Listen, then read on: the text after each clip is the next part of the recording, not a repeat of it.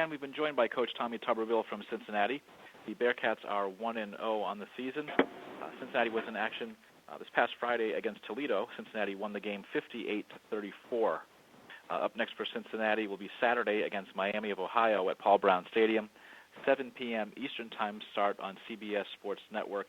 Teams will play for the Victory Bell.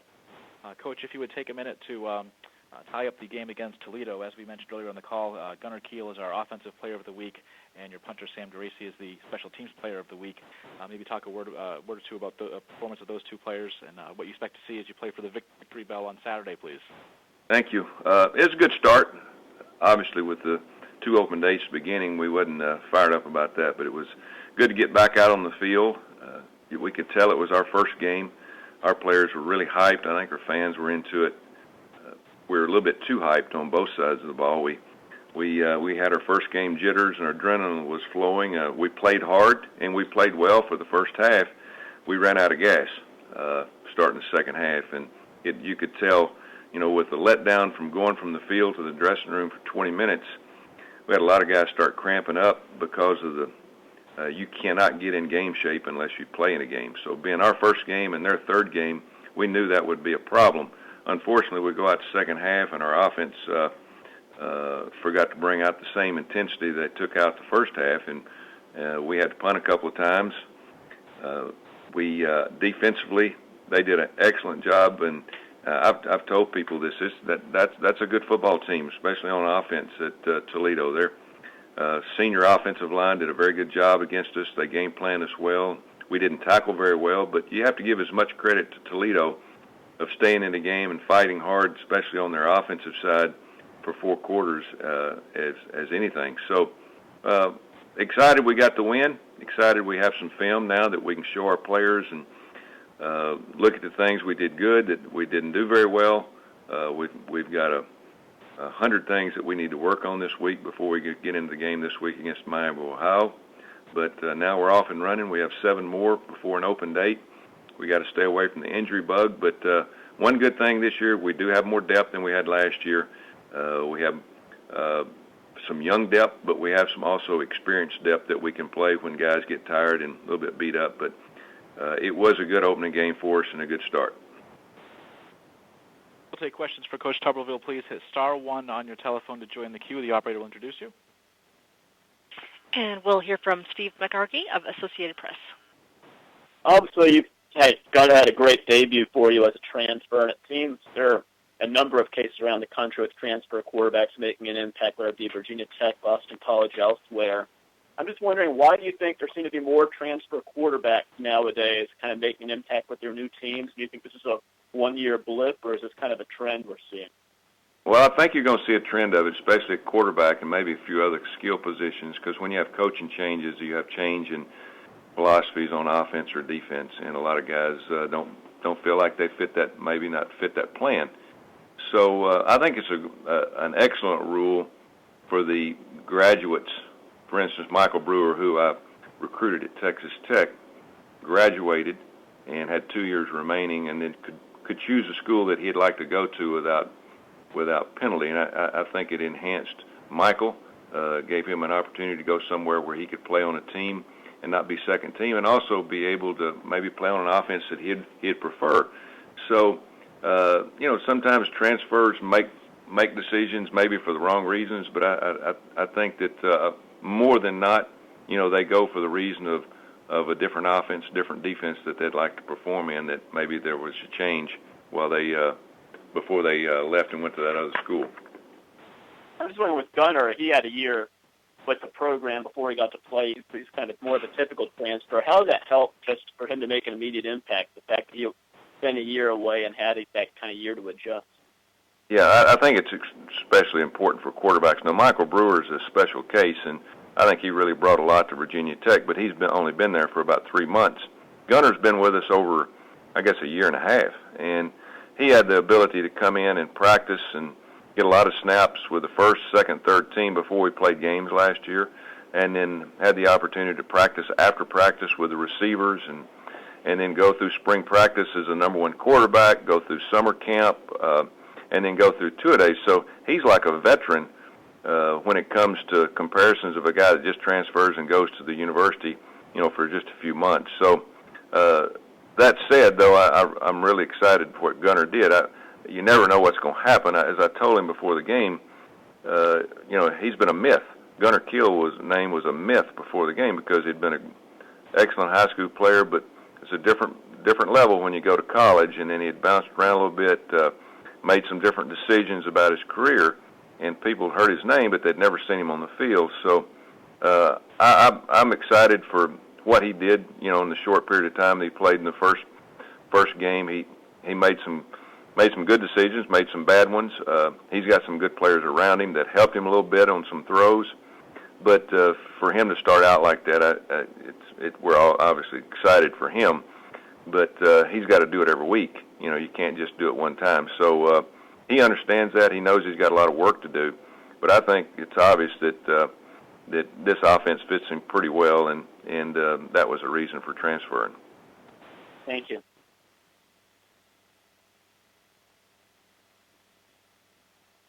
We can take the next question, please.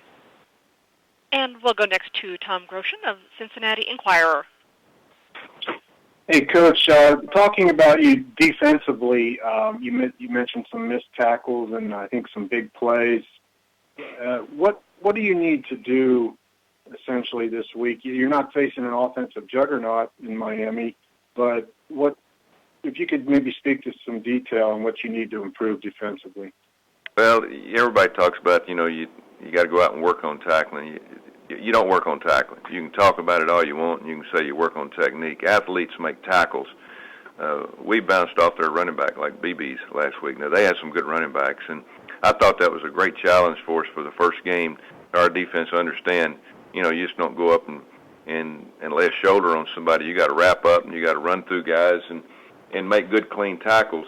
So, that was probably the best thing that we saw from the game film is being able to turn it on and see a guy maybe might duck his head before he makes contact or leave his feet.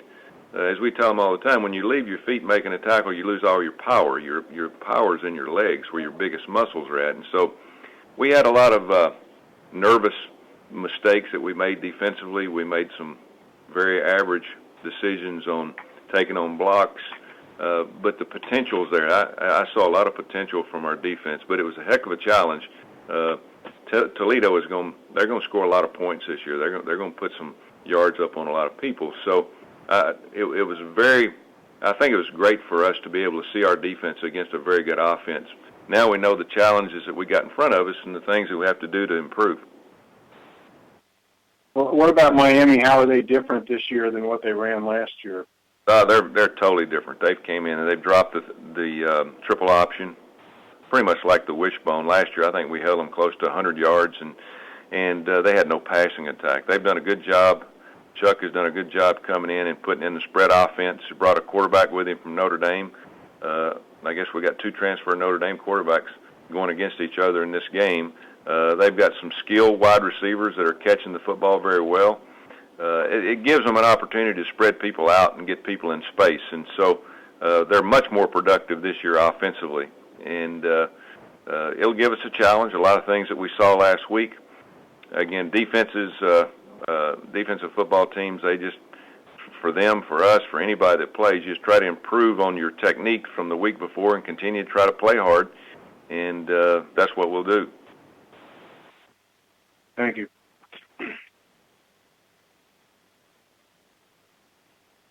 And we have a question from Shannon Green of Orlando Sentinel. Hi, Coach. Congratulations on your win. Thank you. A couple of questions for you. Number one, you've only got one game under your belt. At what point in the season do you feel like you get an idea of what the identity of your team is? And then my second question is, how surprised were you to hear about the resignation of your friend, June Jones? Well, I hate June getting out of college football. June's a good friend and been in it for a long time. He brought a lot to our conference and to college football. He's got a great offensive mind, and he really did an excellent job in the passing game in terms of bringing it to our level. He and Lavelle Edwards you talk about some of these younger guys that are head coaches. There's no better guy in terms of that understands the passing game like June Jones. So we're going to miss him in college football. Hopefully, he finds a way to another college football team. But we're just going to hate to not see him down the road. What was your other question? At what point do you find the identity of your team in the season? Because I'm wondering is it like game 3 or 4 that you sort of figure out what kind of team it is? Well, we matter of fact, we discussed that just yesterday, and you never really know. I think every team's a little different because of maybe the leadership you have on your team and the experience you have coming back.